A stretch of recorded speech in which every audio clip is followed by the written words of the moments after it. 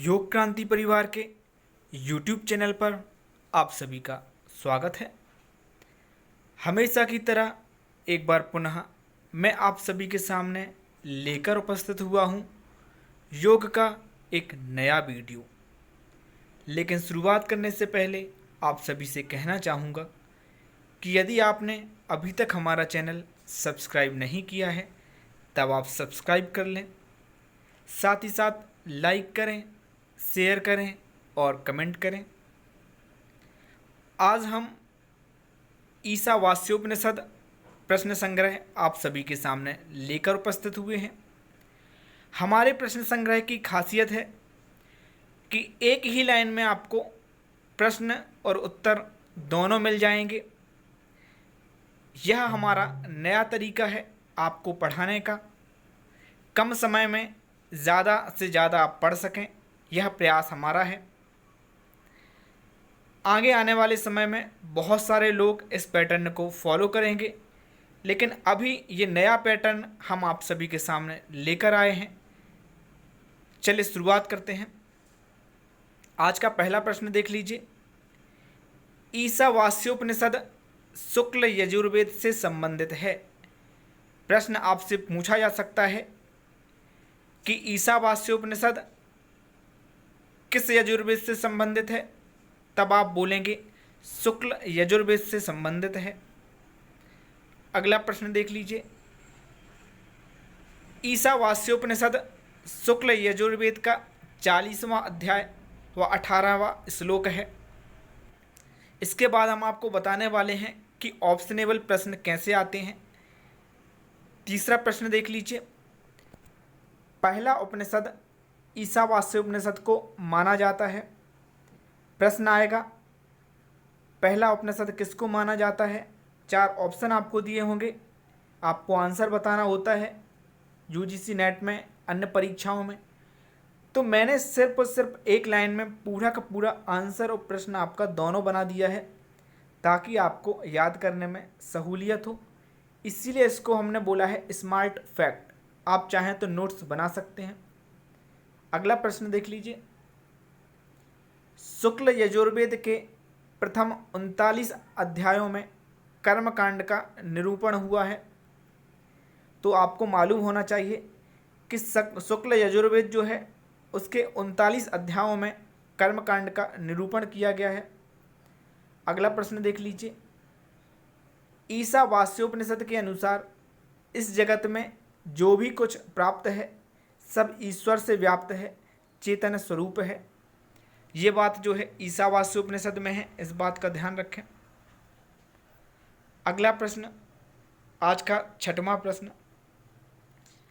ईशावास्योपनिषद के अनुसार इस संसार में ईश्वर की पूजा करते हुए, शास्त्र नियत कर्म करते हुए 100 वर्ष तक जीने की इच्छा रखो। तो ईशावास्योपनिषद में कहा गया है कि हमें 100 वर्ष तक जीने की इच्छा रखना चाहिए। लेकिन इन 100 वर्ष तक जीने की इच्छा तो रखना है, लेकिन कैसे? शास्त्र नियत कर्म करते हुए और ईश्वर की पूजा और स्मरण करते हुए हमें 100 वर्ष तक जीने की इच्छा रखना चाहिए। तो प्रश्न आपसे पूछा जा सकता है कि 100 वर्ष तक इच्छा रखते हुए मैं कैसे कर्म करना चाहिए। आंसर आपका होना चाहिए शास्त्र नियत कर्म करते हुए। अगला प्रश्न देख लीजिए। ईशावास्योपनिषद के अनुसार सब ईश्वर को समझकर कर्म करो। ऐसा कर्म करने से कर्मों में लिप्त नहीं होंगे। जो भी आप कर्म कर रहे हैं उनको ईश्वर को मतलब समर्पित कर दो। सीधी सी बात है। यहाँ पर जो भी कर्म कर रहे हैं आप, लेकिन ध्यान रखें जो भी अच्छे कर्म आप कर रहे हैं, बुरे कर्म नहीं, जो भी अच्छे कर्म आप कर रहे हैं ऐसा समझें कि ईश्वर वो मुझसे करवा रहा है।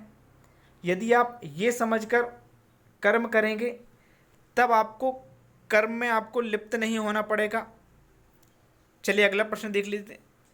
ईशावास्योपनिषद के अनुसार दुराचारी, कुकर्मी असुरों के रूप में उनकी ही योनियों में एवं नरक में जाते हैं। तो अगला प्रश्न है, ईशावास्योपनिषद के अनुसार दुराचारी और कुकर्मी जो लोग हैं ना, जो दुराचार करते हैं, कुकर्म करते हैं, ऐसे लोग असुरों के रूप में उन्हीं की ही योनि में एवं नरक में जाते हैं।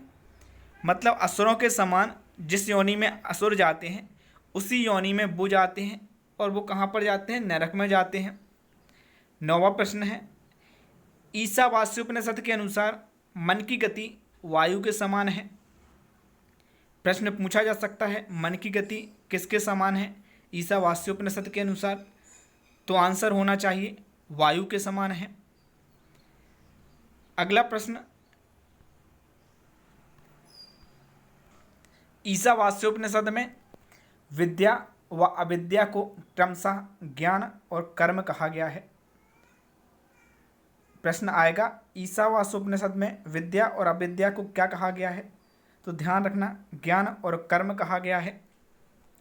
अब हम प्रश्न कैसे बनेंगे वो देख लेते हैं। प्रश्न पहला, ईशावास्योपनिषद के अनुसार मन की गति किसके समान है?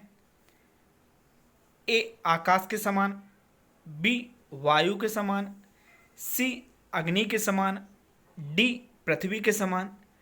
आपको इसका आंसर नीचे कमेंट बॉक्स में लिखना है।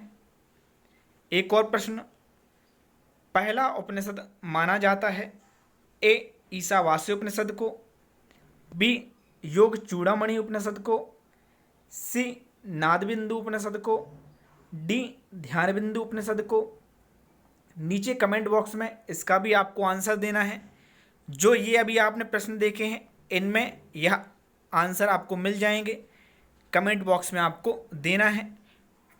ऐसे ही हमारी सीरीज चलती रहेगी, लेकिन आज सिर्फ 10 प्रश्न आपको बताए हैं। आगे आपको ईशावास्योपनिषद से और भी अन्य ग्रंथों से ज़्यादा प्रश्न बताएंगे, ताकि यूजीसी नेट पेपर होने तक सारा सिलेबस आपका कवर हो जाए और आप आसानी से अपने नोट्स भी बना सकें। यदि आप नोट्स जो है लेना चाहते हैं तब आप ले भी सकते हैं। इस बार हमने 320 रुपये के पूरे नोट्स रखे हैं। कोई भी आप नोट्स ले सकते हैं सिर्फ 10 रुपये में। ध्यान रखना, कोई एक टॉपिक, जैसे मान लीजिए आपको शिव संहिता का प्रश्न संग्रह चाहिए, 10 रुपये में मिल जाएगा। आपको घिरन संहिता चाहिए, 10 रुपये में मिल जाएगा। लेकिन यदि आपको सारे नोट्स चाहिए तो सिर्फ और सिर्फ 320 रुपये में मिल जाएंगे। और वैसे यदि आपको कुछ भी नहीं चाहिए तो धीरे धीरे करके मैं आपको तैयारी करवा ही रहा हूँ। अभी के लिए बस इतना ही। धन्यवाद।